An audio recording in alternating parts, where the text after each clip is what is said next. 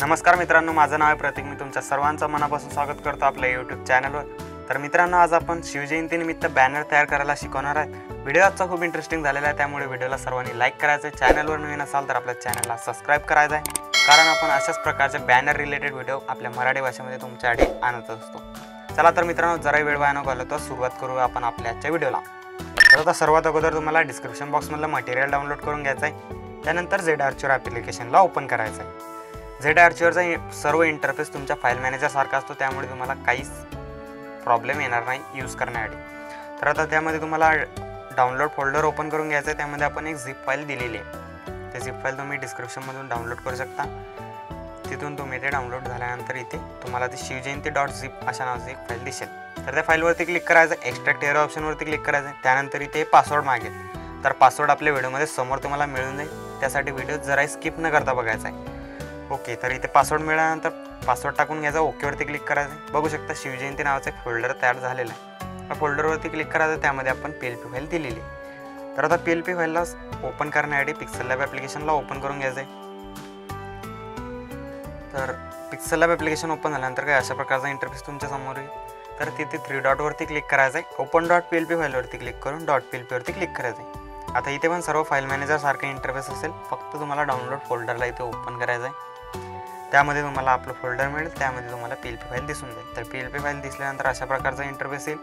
PLP फाईलवरती click करून open and add ऑप्शनवरती click करायचं।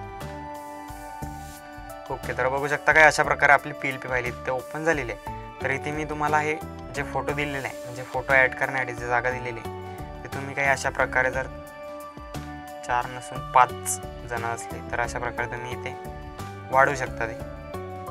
ते अनक्रॉप करायचं आहे तुम्हाला, बस बाकी काय नाही। त्याची साईज पण वाढवून घ्यायची, जसं जसं तुम्ही अनक्रॉप करा तसे तसे त्याची साईज पण कमी होत जाणार आहे। ओके, तर आता या बॅनरमध्ये काही चेंजेस करायचे असले तुमच्या पद्धतीने तुम्ही करू शकता, काही विषय नाही। इथे तुम्ही शुभेच्छुक टाकू शकता खाली, काही अशा प्रकारे इथे शेप ॲड करायची, त्याचा कलर थोडासा चेंज करायचा। अशा प्रकारे शेप ॲड करून इथे शुभेच्छुक टाकायचं आहे, आणि इथे अशा प्रकारे फोटोची साईज लहान करून इथे ॲड करू शकता। अशा प्रकारे तुम्ही ॲड करू शकता। तर आता या शेप्समध्ये, या फोटोचे जे शेप्स आहे, यामध्ये तुम्हाला तुमचा फोटो ॲड करायचा असेल तर त्यावरती आपल्या यूट्यूब चॅनलवर ऑलरेडी व्हिडिओ आलेला आहे। त्या व्हिडिओची लिंक मी तुम्हाला डिस्क्रिप्शन बॉक्समध्ये देईल, तिथून तुम्ही तो व्हिडिओ बघायचा। या शेपमध्ये फोटो ॲड करून इथे इम्पोर्ट करून घ्यायचं आहे। बाकी काही चेंजेस करायची आवश्यकता नाही आहे यामध्ये। हे बॅनर सेव्ह करण्यासाठी 3 डॉटवरती क्लिक करून एक्सपोर्ट इमेज ऑप्शनवरती क्लिक करून कस्टमला अल्ट्रावरती ठेवायचं। डायरेक्ट सेव्ह टू गॅलरी करू नका, त्यामुळे सेव्ह होणार नाही। कस्टमला अल्ट्रावरती ठेवावं लागेल।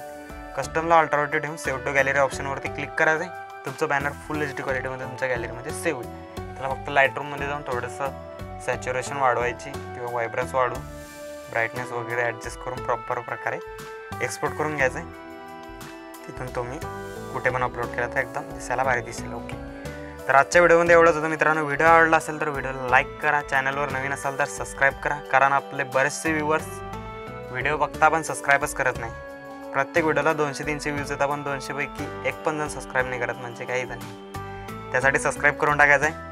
तर भेटूया नवीन आणि इंटरेस्टिंग व्हिडिओमध्ये। तोपर्यंत चॅनलवरचे बाकीचे व्हिडिओ बघत राहा आणि एडिटिंग करायला शिका। जय हिंद, जय महाराष्ट्र।